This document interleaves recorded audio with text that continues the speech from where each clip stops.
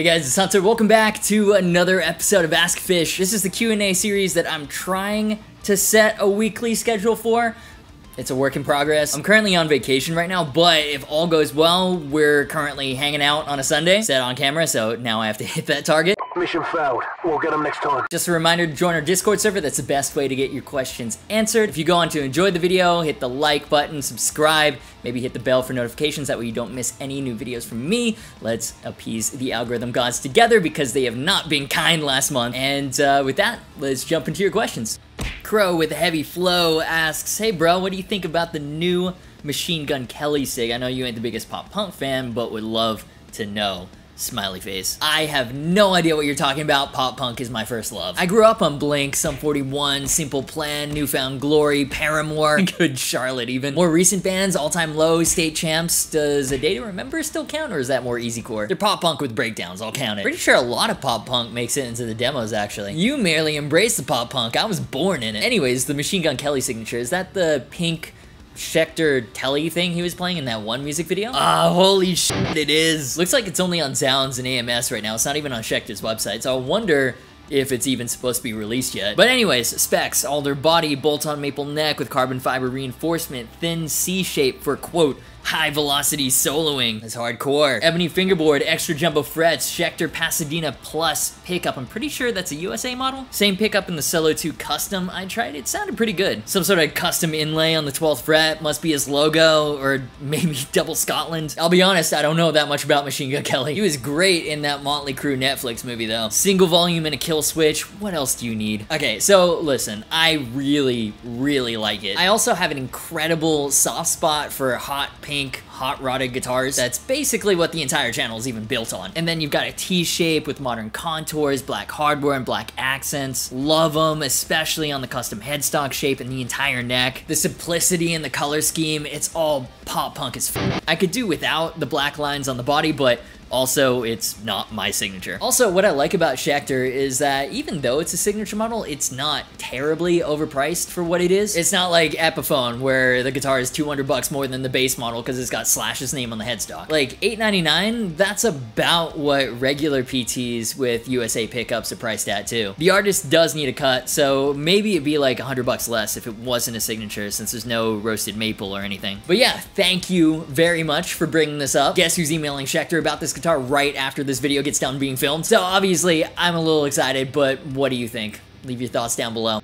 Socks asks, you mentioned a secret thing with orange in the works.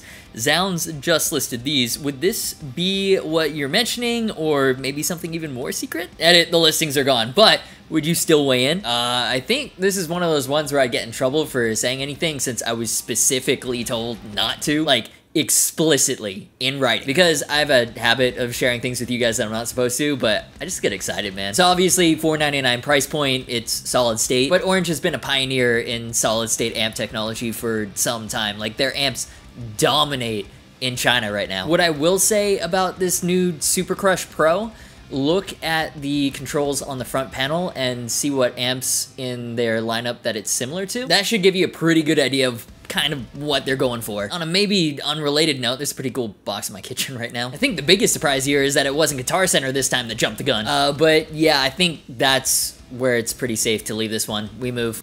Not a Duncan JB asks, have you checked out the new Ibanez AZ Essentials? They're supposed to be beginner guitars, but I feel like they're more than just that. Yeah, I forgot who it was, but thanks to the couple of you that sent over the leaked Guitar Center listing maybe a month ago. You gotta love Guitar Center. They're constantly ruining these big reveals. But I guess the AZ Essentials are finally officially out now. Comes in a triple single configuration in vermilion or ivory, or HSS configuration in purest blue, mint green, or black. Concerning specs, they're about what you'd expect. Poplar body, bolt-on maple neck. I think the only kind of surprise here is the fingerboard. From the leaked listings, I think we all thought it was going to be roasted maple, for the fingerboard at least. The original AZs were part of that original roasted maple push when they weren't that common on production models a couple years ago. It's kind of a core element of the series, but on the Essentials, it's Jatoba instead, which makes sense given the price point. Would have still loved to see them sneak roasted maple on there somehow though. And I actually hit up Ibanez as soon as I saw the leaked listing. They said I'd be the first US YouTuber to get one, but Ibanez friggin' lied. I see that Gear Gods video. Although on another maybe unrelated note, there's another nice box over there in the kitchen. Right now, my kitchen situation is very inconvenient for cooking, but it's got some cool guitar shit. Subscribe if you maybe want to see a demo, and probably a subsequent mod video too. But anyways, at first glance, the AZ Essential pretty much looks like an entry-level version of the Ibanez AZ, which it kind of is. Like, up until this point, they haven't had something in that vein lower than the Premium series, which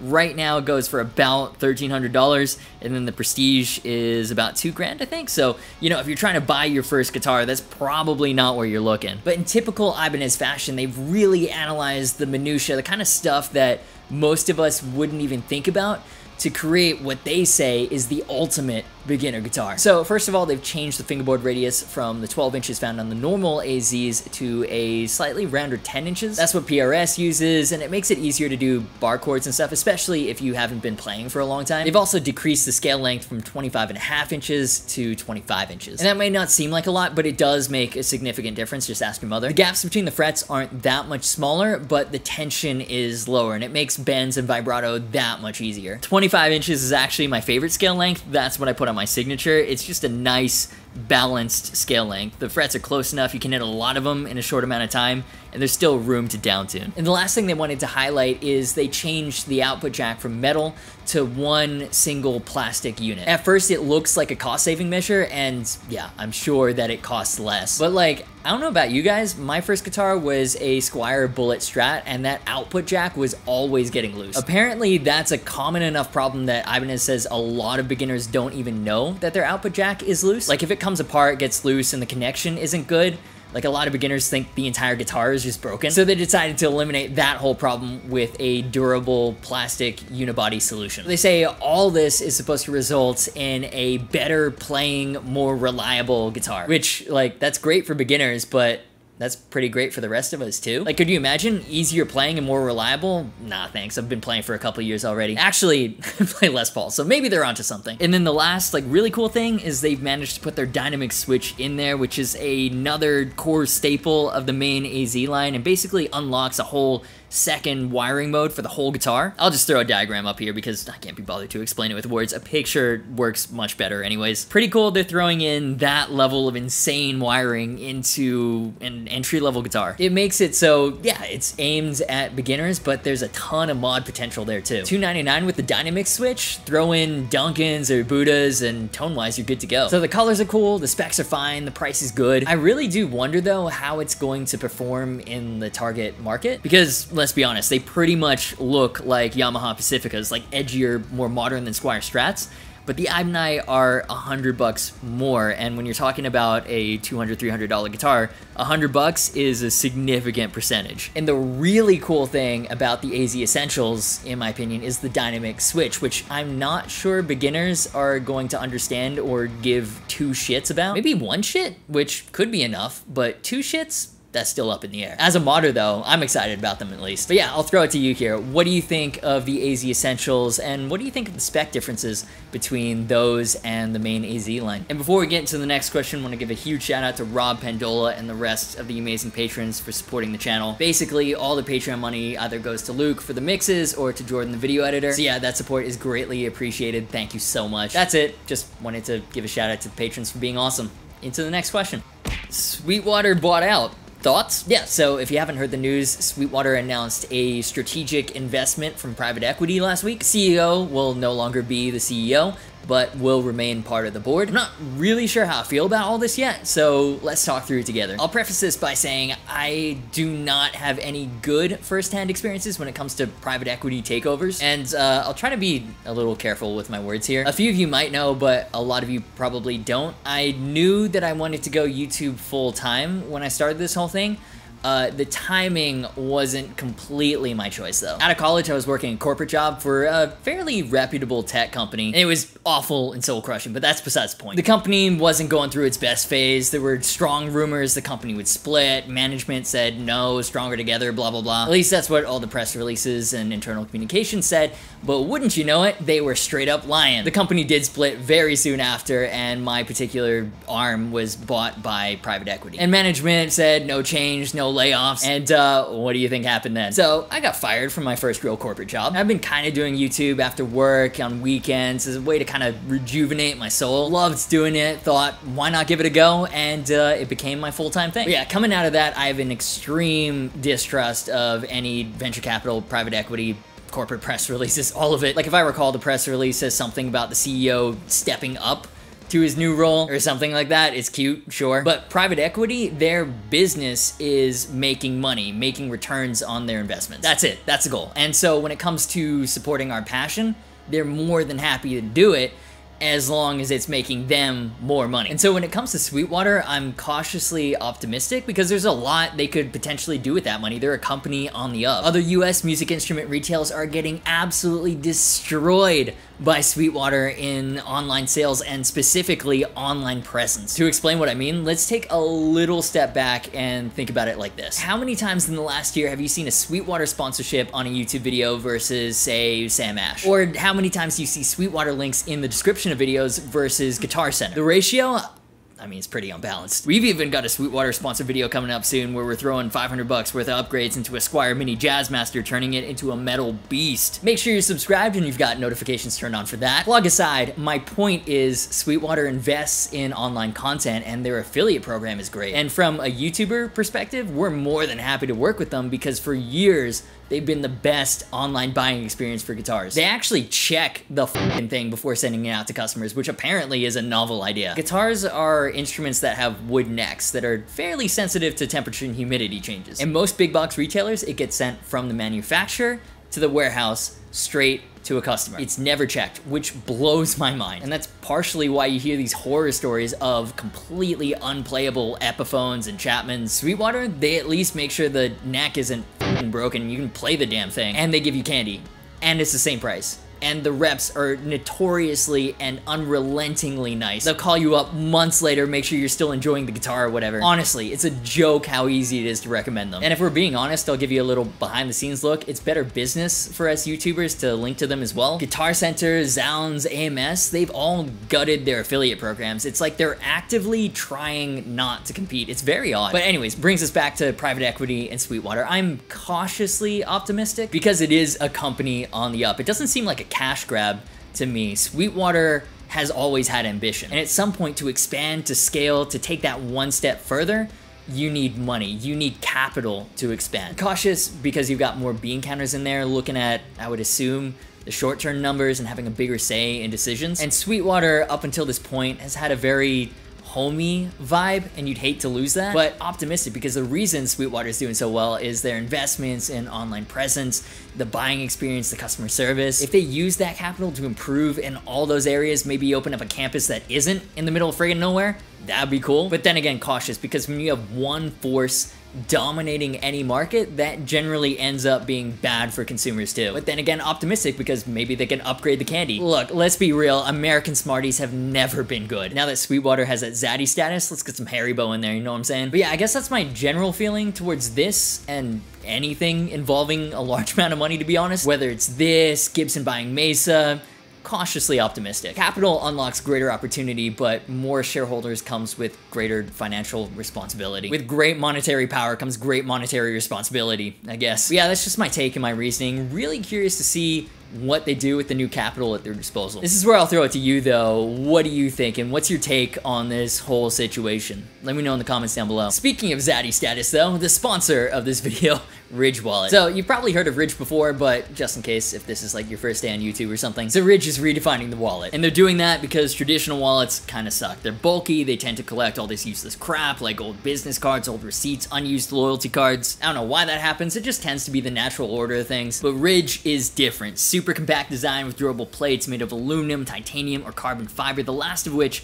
is what I've been using and I love it. It's the forged carbon design, it looks super cool, but if it's not your thing, they've got a variety of designs to match your personality. The plates are even RFID blocking to thwart would-be scammers from stealing your card information. I love mine, only carrying around what I need has been strangely freeing. If you want to see why so many people are switching over to Ridge, head on over to ridge.com/Agufish and use the code Agufish for 10% off your order and free shipping. They've even got a promotion going with every dollar spent on the website before September 18th, you'll be entered to win an off-road 2020 Jeep Gladiator or $50,000 if you prefer cash money like myself. So that's ridge.com/Agufish, save 10% with code Agufish. And with that out of the way, let's get into the next question. Hey Hunter, why don't you want to learn how to shred? I'm pretty sure someone who's been playing as long as you wouldn't find it to be impossible or something. That's a great question, and it's one I get a lot. The short answer is, personally, I don't find shred interesting enough to put in the hours. I'm not trying to sound like a dick here, so let me explain. Like, I love riffs and breakdowns. That's the stuff that gets me going. Like, give me all the zeros and occasionally a 1. Guitar solos, I generally won't turn off a song mid-shred out of respect, but in most cases, I could take it or leave it. With exceptions, Mark Tremonti is a god amongst men. His technique and note choice are unreal. I would love to be able to play and understand the fretboard as that man does. But the amount of time you'd have to dedicate to execute flawless Tremonti-esque legato runs, and I just don't have that much fun playing lead either, like compared to riffs. So the thought of doing repetitive exercises over and over and over and over and over again to master something that in general, I'm not too keen on anyways. I don't know, flashbacks to IB higher level math homework. I have started experimenting with collabs, so there is some shred in the demo tracks. Like for the ML3 Pro Modern, I asked Rob Chapman to lay down a solo. And in that particular case, I was kind of inspired to lay down my own as well when I heard his. That almost never happens, so please don't expect that from me. And then Pete Cottrell is supposed to be laying down something too, but you know, musicians and planning. It may work out, it may not. Anyway, so that's the longer answer. I love riffs, so usually I play riffs. Like, life is too short to do things you don't want to do, except for taxes. You should probably do taxes. And I wish I had a better understanding of the fingerboard in general, but personally, I'm just not interested in shred, so I've never been motivated to learn. And I don't mean it to sound like, oh, I'm too good for shred. All the respect in the world to the people who enjoy and have put in the time to be un-f***ing real shred gods. Genuinely, it's super impressive. It's just not for me. And I respect any master of the craft, for that matter. Like, if you're a master of baking meringues, apparently that's super hard too and requires a ton of practice. Good for you. I respect it.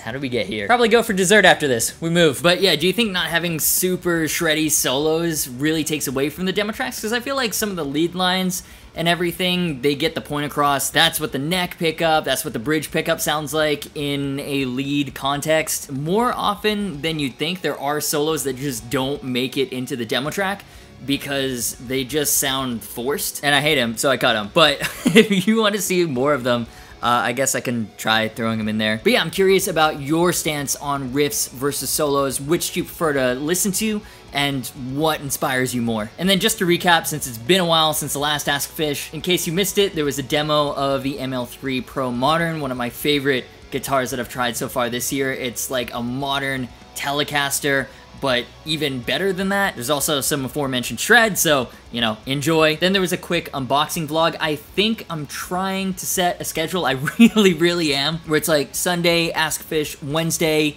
either Nostalgafish or an unboxing vlog, and then Friday, like a gear demo, so fingers crossed, that's what I'm shooting for. I feel like even on a personal level, I need a little more structure than just uploading whenever the f*** I feel like it. Anyway, we unboxed the next high integrity guitar. It's a mini Jazzmaster, a bunch of different parts that are going into different mod projects, and then a Fender Noventa Strat, which is a super dope guitar. It's like, what if Fender made a Gibson Les Paul Special? It's a Strat with P90s. It's super cool, and there was actually a demo that went up as well. It was a guitar I did not know that I needed. I fully intended on selling it right after the video, but nah, not anymore. It's not going anywhere. I'm keeping that thing. Broke the slide out for that one. It was a ton of fun. And then I wasn't even planning on making that video, but there's a full demo of the Squier Mini Jazzmaster that went up. You know, playing chugs and some lead on a 22 3/4 scale length guitar in drop C through the Angle Savage. It's completely stupid and a ton of fun. Wanted to see what it would sound like in stock form before we modded the absolute crap out of it, and ended up making a full video, so